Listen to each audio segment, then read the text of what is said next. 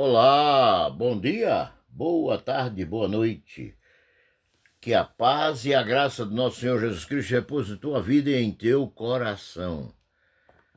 Eu sou o pastor Gesiel Guzmão e damos prosseguimentos aqui à aula sobre heresiologia. A aula de hoje, o assunto é a doutrina da Trindade. Provavelmente, nós não vamos estar aqui com mais do que duas aulas nesse assunto. A doutrina da Trindade é um assunto um tanto extenso, porém, nós vamos tentar ser o mais breve possível. Por isso, pedimos mais uma vez a sua compreensão, já que você tem o e-book com todas as referências. Se não tiver, tem aí como você adquirir, o link para você adquirir, com todas as referências bíblicas que endossam os argumentos dados aqui nesta aula. Vamos lá? A doutrina da Trindade tem servido de escárnio e zombaria para os incrédulos e adeptos das seitas falsas. Os cristãos ortodoxos e conservadores, fiéis à palavra de Deus, à indefectível Bíblia Sagrada, enfatizam a doutrina do Pai, do Filho e do Espírito Santo, que é a Trindade. Vamos então definir os termos. Verbo. No Evangelho de João, capítulo 1, o vocábulo verbo é às vezes traduzido por palavra. O vocábulo original para verbo é logos. Não tem correspondente na língua moderna. O logos de João 1:1 não é impessoal, mas uma pessoa. É um verbo eterno que se tornou filho e encarnado de Deus quando foi gerado pelo Espírito Santo no ventre da bendita Virgem Maria, cumprindo assim a promessa de Deus que diz: Tu és meu filho, eu hoje te gerei. A partir daí, o verbo se fez carne e habitou entre nós. O verbo, portanto, já existia e ele se torna carne. O texto Eu te gerei está se referindo ao fato de uma criação milagrosa, apenas com a semente da mulher, como diz em Gênesis capítulo 3:15. Muito bem, o verbo se fez carne e habitou entre nós, e nele habita corporalmente toda a plenitude da divindade. Filho é outro termo que quero refletir. A expressão Filho de Deus revela a divindade de Cristo. É uma estultice afirmar que Jesus não é Deus, mas é o Filho de Deus. O conceito de filho no pensamento judaico fala de participação, de igualdade, como é o caso do Filho da Luz, o Filho da Ressurreição. Jesus, como Filho de Deus, revela a sua deidade, assim como seu título, Filho do Homem, revela a sua humanidade. Filho de Deus revela a deidade absoluta. Jesus declarou-se Filho de Deus. No versículo seguinte, o evangelista, portanto, no versículo 18 do capítulo 5 do Evangelho de João, o evangelista declara que isso é o mesmo que ser igual a Deus.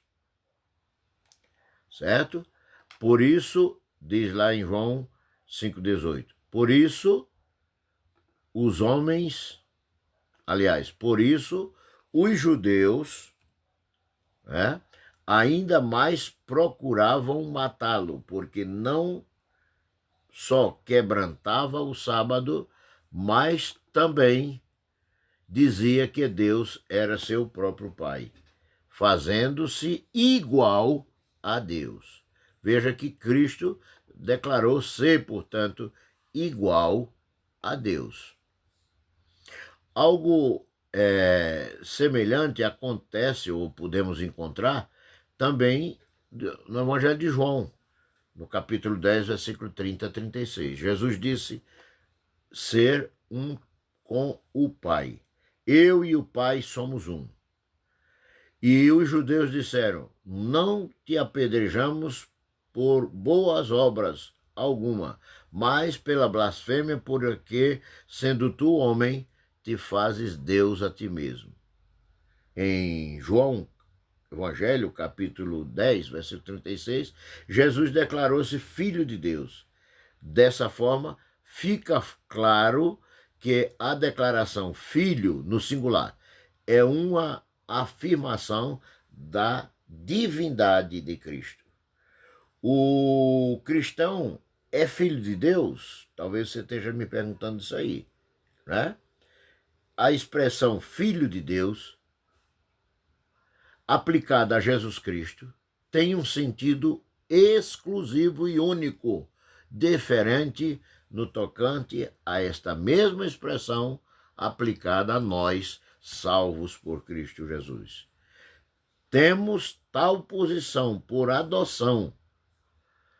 Não se trata de uma questão de substância ou de essência.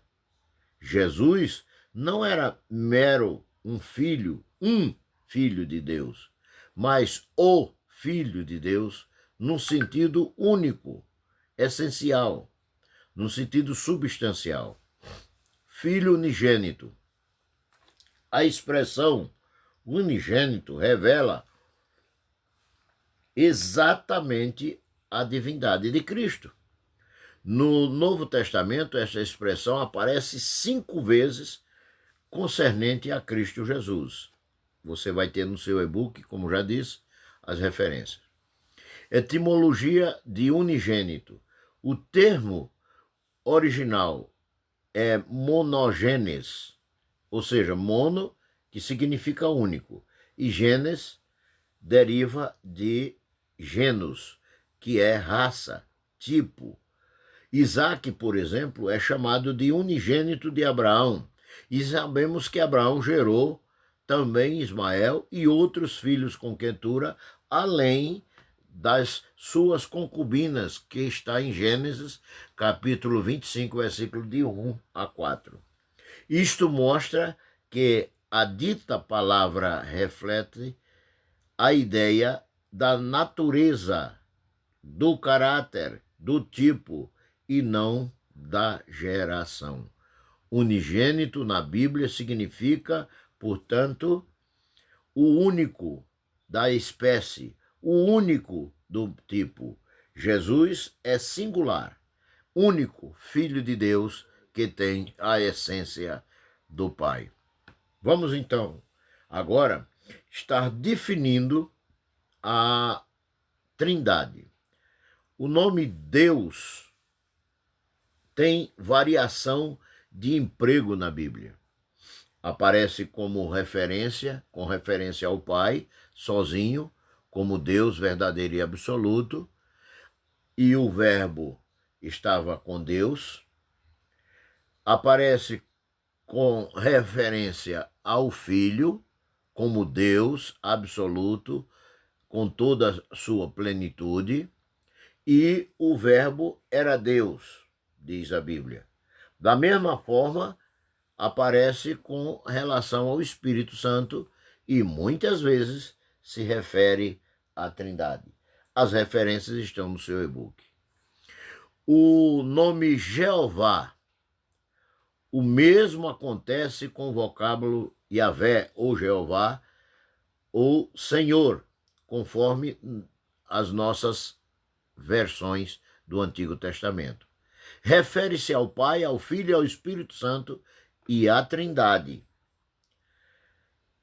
Convém salientar que a unidade de Deuteronômio 6, verso 4, que diz: ouve, Israel, Senhor nosso Deus é o único Senhor, é uma unidade composta, certo? Trata-se de uma unidade composta. Logo, a Bíblia, ela não se contradiz. A Trindade bíblica, há um só Deus e Deus é um só. Essa expressão que revela a Trindade bíblica, a Bíblia, entretanto, ensina que cada pessoa da Trindade é Deus absoluto, em toda a sua plenitude. A Trindade, portanto, é a união de três pessoas distintas em uma só divindade, e não uma só pessoa, pois a unidade de Deus é composta e não absoluta. E isso em nada contradiz o princípio judaico-cristão do monoteísmo. Conceito de Trindade. Reiteramos aqui o que já falamos na introdução e no início deste capítulo sobre Deus, subsistindo como uma trindade. Vamos reiterar. Pois existe uma única pessoa do Pai, outra do Filho e outra do Espírito Santo, mas a deidade do Pai, a deidade do Filho, a deidade do Espírito Santo é toda uma só. A glória é igual, a majestade é coeterna. Lembra que falamos isso? O Filho não é parte da divindade, mas Deus absoluto. Da mesma forma, o Espírito Santo não é parte da divindade, mas Deus absoluto. O Pai não é parte da divindade, mas é Deus absoluto. Devemos ter o cuidado de não confundir as pessoas, pois evitar cair no unicismo é muito interessante e importante. Trindade em um termo técnico. Ou seja, o termo trindade, ele não aparece na Bíblia, é verdade. Ele surgiu na igreja a partir do 2º século, certo? A partir do 2º século é que ele apareceu na igreja o termo trindade. Como já vimos, ele é um termo que fala de Deus em três pessoas. É o termo mais conveniente para designar o Deus triuno e verdadeiro, que se revela através das Escrituras como Pai, Filho e Espírito Santo. Apesar de ser, ao mesmo tempo, uno, é mistério divino, que ultrapassa a nossa razão, nosso entendimento. Mas pela fé sincera na Bíblia Sagrada, aprendemos a doutrina fundamental da Trindade. A Trindade na Bíblia, ela começa em Gênesis 1:1, no primeiro versículo, onde o nome hebraico para Deus ali é Elohim, que seja, é plural, certo? É um plural composto, um singular composto. Já mostra que essa unidade de Deus é composta. Por exemplo, Gênesis 1:26, quando diz: façamos o homem à nossa imagem e à nossa semelhança. Aí, mais adiante, em Gênesis ainda 11:7 diz: eis que o homem é como um de nós, sabendo o bem e o mal. E ainda, outro texto em Gênesis diz: desçamos e confundamos ali a sua língua. No batismo de Jesus, na fórmula batismal também dos cristãos, na distribuição dos dons espirituais, na bênção apostólica, na unidade da igreja em Deus, são provas bíblicas e irrefutáveis da Trindade. E você tem uma vasta lista de textos bíblicos no seu e-book sobre essa situação. A doutrina da Trindade está na Bíblia. O termo é que não está. Vamos lá. Cada pessoa da Trindade é Deus verdadeiro. Deus. A Bíblia diz que só um é chamado de Deus. No entanto, a Bíblia também diz que cada uma destas pessoas é Deus. O Pai, o Filho e o Espírito Santo, um só Deus em três pessoas e não em uma persona. As referências do que... Vou lembrar você que as referências estão no e-book, que comprovam o que nós estamos falando. Cada argumento está fundamentado na Bíblia Sagrada. O termo Jeová significa Senhor em nossas versões. As Escrituras Sagradas afirmam que somente um é chamado de Jeová. No entanto, nos ensinam que cada uma das pessoas da Trindade é Jeová, o Pai, o Filho e o Espírito Santo.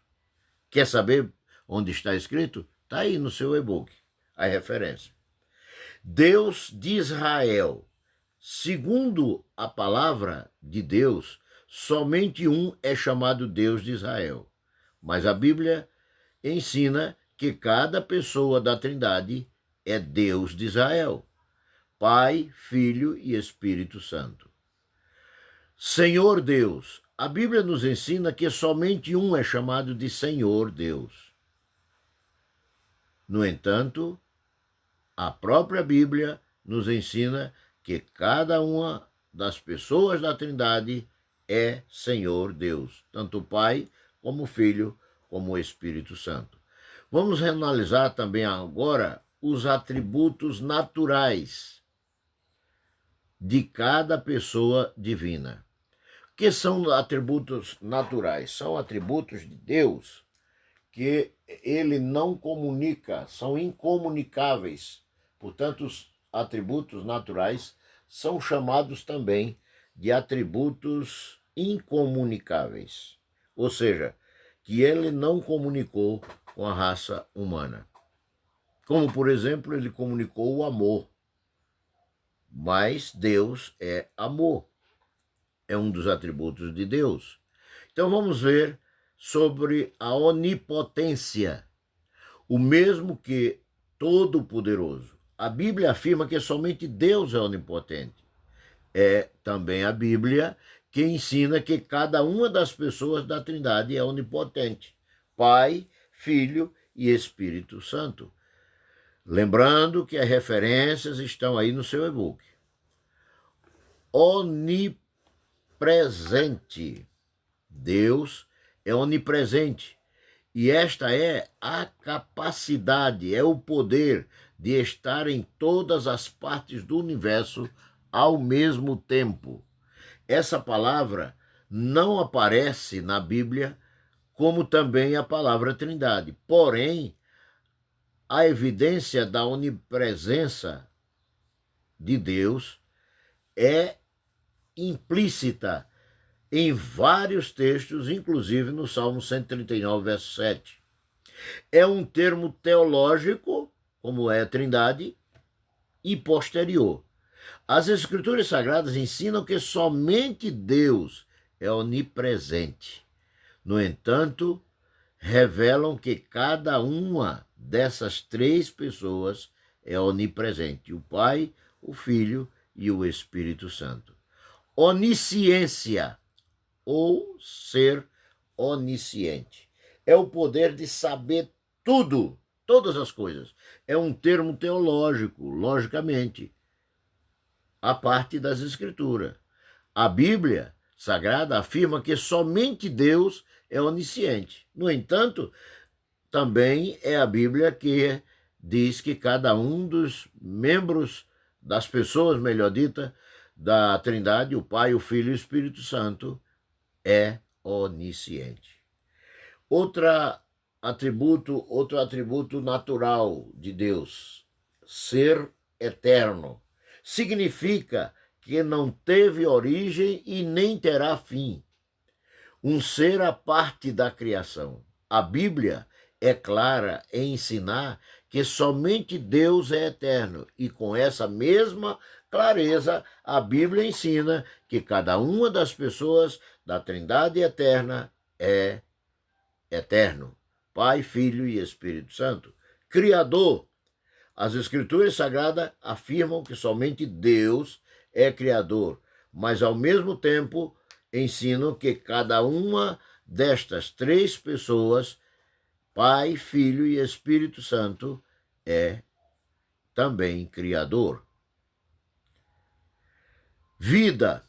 A Bíblia diz que somente Deus é a fonte da vida, mas também ela diz que cada uma das três pessoas da Trindade, Pai, Filho e Espírito Santo, também é a origem da vida.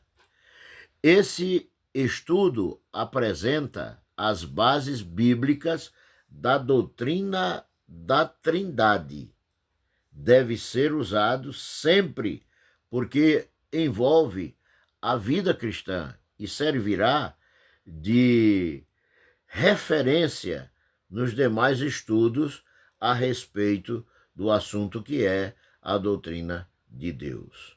Até a próxima aula, porque Deus quer, quando estaremos iniciando a doutrina do homem.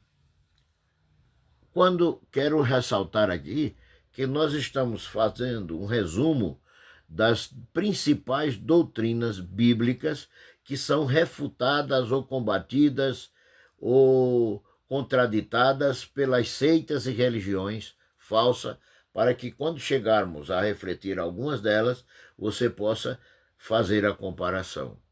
Não esqueça de deixar seu comentário aqui nesse vídeo.